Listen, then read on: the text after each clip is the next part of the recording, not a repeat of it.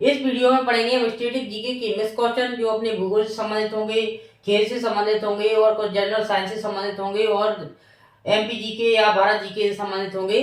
तो आइए वीडियो को शुरू करते हैं कि पहला क्वेश्चन दिया है अपना कि कर्क रेखा निम्नलिखित में से कहां से नहीं गुजरती है। तो हमें याद रखना है कि कर्क रेखा जो है वो अपने भारत के 8 राज्यों से होकर गुजरती है। कितने राज्यों से होकर गुजरती है? 8 राज्यों से। अब उन 8 राज्यों को हम याद करेंगे इस वीडियो में। और आगे इसमें जो ऑप्शन दिया गया है कि कौन से राज्य से नहीं गुजरती है, तो मध्य प्रदेश से गुजरती है, पश्चिम बंगाल से, राजस्थान से और उड़ीसा से नहीं गुजरती है। तो इसका राइट आंसर क्या हो जाएगा? चौथा, कि कर्क रेखा किससे नहीं गुजरती है? उड़ीसा राज्य से नहीं गुजरती है, इस ऑप्शन के अनुसार। अब हम बात करें इसमें कि जो कर्क रेखा कौन कौन से राज्यों से होकर गुजरती है उसको याद रख कर देखते हैं। तो वो है अपना पश्चिम बंगाल। कौन सा? पश्चिम बंगाल, झारखंड, गुजरात, पहला। दूसरा, अब इसमें दिया है राजस्थान, यानी राजस्थान में मां से मध्य प्रदेश, छत्तीसगढ़ और आगे और कौन से है इसमें? फिर है अपना मिजोरम और त्रिपुरा। इस प्रकार हमें याद रखना है कि जो भारत के 8 राज्यों से होकर कर्क रेखा गुजरती है वो राज्य कौन कौन से हैं वो हमें याद रखना है। पश्चिम बंगाल, झारखंड, गुजरात, राजस्थान, मध्य प्रदेश, छत्तीसगढ़, मिजोरम और त्रिपुरा। इन राज्यों से होकर कर्क रेखा गुजरती है, यानी 8 राज्यों से होकर कर्क रेखा गुजरती है। कितने राज्यों से? 8 राज्यों से होकर कर्क रेखा गुजरती है। तो इस प्रकार याद रखना कि ये क्वेश्चन आता है कि कर्क रेखा भारत के किन राज्यों से होकर गुजरती है और कितने राज्यों से होकर गुजरती है। तो उन राज्यों के नाम हमें याद रखना है और 8 राज्यों से होकर गुजरती है। इस प्रकार इसका आंसर हो जाएगा उड़ीसा, क्योंकि उड़ीसा इस ऑप्शन में नहीं है और मध्य प्रदेश, पश्चिम बंगाल और राजस्थान जो लिस्ट में दिया गया है वो इनसे होकर गुजरती है। अगला क्वेश्चन दिया है इसमें कि भारत का प्रसिद्ध खेल मैदान बानखेड़े स्टेडियम, क्या बानखेड़े स्टेडियम कहाँ स्थित है? तो बानखेड़े स्टेडियम हमें देखने को मिलेगा कहां पर? महाराष्ट्र में। क्या देखने को मिलेगा? बानखेड़े स्टेडियम। कौन सा स्टेडियम? बानखेड़े स्टेडियम। और साथ में क्या देखने को मिलेगा? जिमखाना स्टेडियम। जिमखाना स्टेडियम, ये भी हमें कहां देखने को मिलेगा? महाराष्ट्र में देखने को मिलेगा, मुंबई में। अब इसमें बात करें गुजरात में कौन सा स्टेडियम है? तो गुजरात में है नरेंद्र मोदी स्टेडियम। कहां देखने को मिलेगा हमें? गुजरात में। अब उड़ीसा में क्या है? तो उड़ीसा के कटक में है एक बारावती। क्या? बारावती स्टेडियम हमें कहां देखने को मिलेगा? उड़ीसा के कटक में देखने को मिलेगा। अब पंजाब में क्या है? IS Bindra stadium. कहां देखने को मिलेगा हमें? पंजाब में। अब पंजाब में एक और स्टेडियम है, उसका नाम याद रखना है। इसी को हम क्या बोलते हैं? जो आईएस बिंद्रा स्टेडियम है इसको क्या बोला जाता है? पंजाब क्रिकेट एसोसिएशन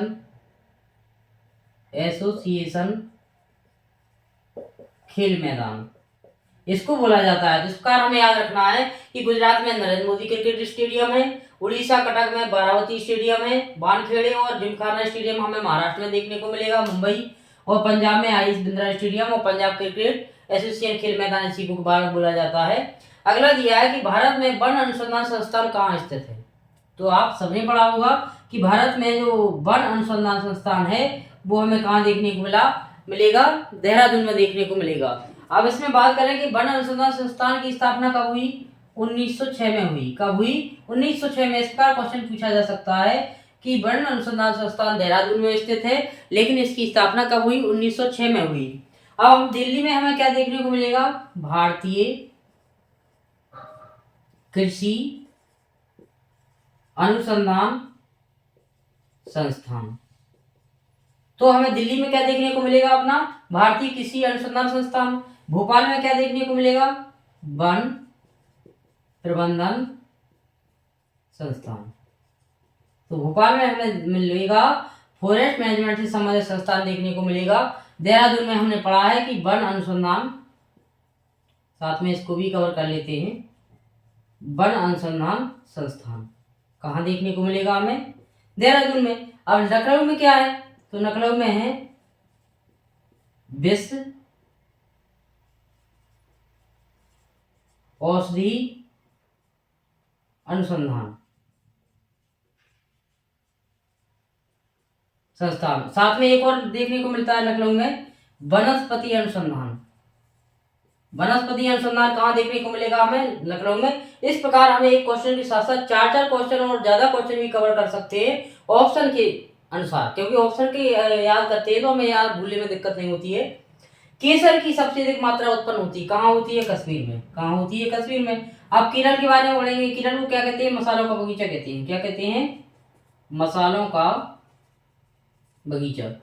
तो मसालों का बगीचा किसको कहते हैं? केरल को। केसर हमें कहाँ से प्राप्त होता है? जो सबसे कीमती है वो कौन सा? कश्मीर से प्राप्त होता है। अब इन क्वेश्चनों को हम रिवीजन करते हैं और इन क्वेश्चनों के साथ साथ हम क्वेश्चन बनाएंगे कि कितने क्वेश्चन और बन सकते हैं, और आप अपनी नोट्स में भी लिख सकते हैं उन क्वेश्चनों को।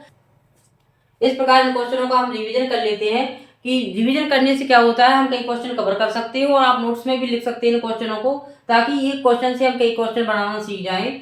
तो इसमें क्वेश्चन दिया था कि कर्क रेखा निम्नलिखित में से कहाँ से नहीं गुजरती है? तो ऑप्शन के अनुसार अपना क्या था? उड़ीसा से नहीं गुजरती है। लेकिन हमें एक बात इसमें याद रखना है कि कर्क रेखा कितने राज्यों से होकर गुजरती है? तो 8 राज्यों से होकर गुजरती है। उस 8 राज्यों के नाम याद रखना है हमें। क्या है? पश्चिम बंगाल, झारखंड, गुजरात, राजस्थान, मध्य प्रदेश, छत्तीसगढ़, मिजोरम और त्रिपुरा। ये अपने कितने हो गए? 8 राज्य, यानी 8 स्टेट से होकर क्या गुजरती है? कर्क रेखा गुजरती है। इसमें 2-3 क्वेश्चन कवर हो रहे हैं अपने। भारत का प्रसिद्ध खेल मैदान वानखेड़े स्टेडियम कहाँ स्थित है? तो हमें वानखेड़े स्टेडियम कहाँ मिलेगा? महाराष्ट्र में मिलेगा। महाराष्ट्र में, मुंबई में देखने को मिलेगा। अब गुजरात में क्या है? नरेंद्र मोदी स्टेडियम है। अब प्रश्न यदि आता है कि बारावती स्टेडियम कहाँ है? तो वो उड़ीसा में है। यदि जिमखाना स्टेडियम की बात करें तो भी अपना कहाँ मिलता है? महाराष्ट्र, मुंबई में। पंजाब में क्या है? IS बिंद्रा स्टेडियम और पंजाब क्रिकेट एसोसिएशन इसका नाम है। अगला इसमें दिया था कि भारत में वन अनुसंधान संस्थान की स्थापना कब हुई और कहाँ स्थित है? तो हमें याद रखना है कि वन अनुसंधान संस्थान से मतलब हमें कि इसकी स्थापना 1906 में हुई। ये कहाँ स्थित है? देहरादून में है। ये तो अपना क्वेश्चन के अनुसार हो गया। लेकिन जो ऑप्शन दिए है उससे हम कई क्वेश्चन ऐसे कवर करेंगे कि दिल्ली में भारतीय कृषि अनुसंधान संस्थान है, वन प्रबंधन कहाँ पर है? भोपाल में है, विश्व अनुसंधान संस्थान, औषधि अनुसंधान संस्थान और वनस्पति अनुसंधान संस्थान कहाँ है? लखनऊ में है। तो इस प्रकार हमें कई क्वेश्चन इसमें कवर हो रहे हैं। अगला दिया था कि केसर की सबसे अधिक मात्रा कहाँ मिलती है? तो केसर की अपने लिए सबसे मात्रा कहाँ मिलती है? कश्मीर में। और अपना जो केरल में मसालों का बगीचा कहते हैं। तो इस प्रकार इस 4 क्वेश्चनों में हम कई क्वेश्चन कवर कर सकते हैं। अच्छा, बेहतर होगा कि आप अपने नोट्स में लिखें और क्वेश्चन अलग से बनाएं, मतलब इन क्वेश्चनों से रिलेटेड अलग क्वेश्चन लिख लें तो सुविधा रहेगी और हमें भूलेंगे भी नहीं, क्योंकि लिखने से हम भूलते नहीं है और बार बार रिवीजन करने से भी नहीं भूलते। तो आप रिवीजन करें और नोट्स बनाते जाएं। 5वां दिया है हॉकी के जादूगर मेजर ध्यानचंद की आत्मकथा है। तो हम मेजर ध्यानचंद के बारे में कुछ फैक्ट याद रख लेते हैं कि इनका जन्म कब हुआ, कहाँ हुआ। तो इनका जन्म हुआ अपना 29 अगस्त 1905 में हुआ और प्रयागराज में हुआ। और एक बात करें इसमें किसकी आत्मकथा इनकी कौन सी है? तो आत्मकथा है इनकी गोल। क्या है? गोल नामक आत्मकथा है किसकी? मेजर ध्यानचंद जी की, जो क्या कहलाते हैं? हॉकी के जादूगर कहलाते हैं। इनका जन्म कब हुआ? तो वो याद रखें हम, इनका जन्म हुआ 29 अगस्त 1905 को हुआ। कहाँ हुआ? प्रयागराज में। प्रयागराज में हुआ। तो इनके बारे में एक फैक्ट और याद रखना है कि 29 अगस्त को हम क्या मनाते हैं? राष्ट्रीय खेल दिवस। क्या मनाते हैं? राष्ट्रीय खेल दिवस भी मनाते हैं इनके जन्मदिन पर।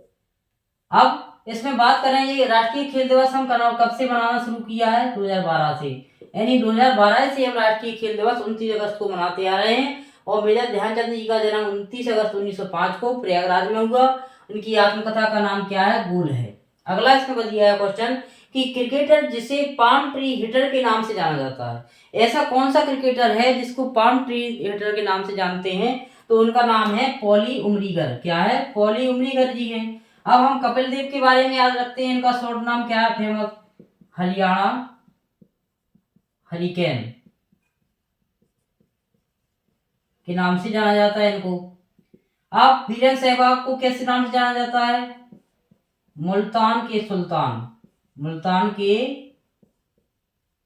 सुल्तान के नाम से किसको जाना जाता है? वीरेंद्र सहवाग को। अब पॉली उमरीगर को किस नाम से जानते हैं? पाम ट्री हिटर के नाम से जानते हैं। इस प्रकार हमें याद रखना है। अगला क्वेश्चन दिया है, प्लेइंग इट माय वे किस क्रिकेटर खिलाड़ी की आत्मकथा है? क्रिकेट खिलाड़ी की आत्मकथा है, तो वो है किसकी? सचिन तेंदुलकर की। किसकी? सचिन तेंदुलकर की। क्या है? Playing it my way. ये किसकी आत्मकथा है? सचिन तेंदुलकर जी की। अब इसमें हम बात करेंगे युवराज सिंह को क्या कहते हैं? युवराज सिंह को इसने इनकी आत्मकथा है टेस्ट ऑफ माय लाइफ। किसकी आत्मकथा है? युवराज सिंह की। अब सौरभ गांगुली की किसकी क्या है आत्मकथा? A century is not enough. ये किसकी है? सौरभ गांगुली की। राहुल द्रविड़ को किस नाम से जानते हैं? द बॉल के नाम से। इस प्रकार हमें इनके साथ साथ अपने जो आत्मकथा है या इनके निकनेम है वो हमें याद रखना है। असहयोग आंदोलन का नेतृत्व किसने किया था? तो असहयोग आंदोलन का जो शुरुआत में नेतृत्व किया था, लीडरशिप, वो किया था प्रभाकर ढूंढीराज से। अब इसमें बात करें कि असहयोग जो आंदोलन था वो गांधी जी ने शुरू किया था। कहाँ से किया था? सिवनी से शुरू किया था। लेकिन सबसे ज्यादा प्रभाव इसका जबलपुर में देखने को मिलता है। किसका? असहयोग आंदोलन का। अब ये असहयोग जो आंदोलन है वो शुरू कब हुआ था? तो ये शुरू हुआ था अपना कब? 1 अगस्त 1920 को शुरू हुआ था। और कब चला था? 1922 तक चला था। कब चला था? 1922 तक चला था। इस प्रकार इसमें जो लीडरशिप किसने की थी? सबसे पहले असहयोग आंदोलन की प्रभाकर ढूंढीराज ने। शुरू किसने किया था? तो ये गांधी जी ने शुरू किया था। और कहाँ से? सिवनी से शुरू किया था। सिवनी को मध्य प्रदेश का लखनऊ भी कहते हैं। इस प्रकार से हमें कई क्वेश्चन कवर करके चलना है। अगर क्वेश्चनों का शॉर्ट रिवीजन भी कर लेते हैं कि इसमें दिखाया कि हॉकी के जादूगर मेजर ध्यानचंद की आत्मकथा है। तो एक क्वेश्चन तो यहाँ से बन रहा है कि हॉकी के जादूगर किसे कहा जाता है? मेजर ध्यानचंद जी को। अब इसमें एक बात और करें कि मेजर ध्यानचंद का जन्म कब हुआ? 29 अगस्त 1905 को। कहाँ हुआ? प्रयागराज में हुआ। 29 अगस्त को हम क्या बनाते हैं? नेशनल गेम डे, तो यानी राष्ट्रीय खेल दिवस कब से मनाते आ रहे हैं? 2012 से। क्रिकेटर जिसे पाम ट्री हिटर के नाम से जानते हैं वो कौन है? पॉली उमरीगर है। वीरेंद्र सहवाग को किस नाम से जानते हैं? मुल्तान के सुल्तान।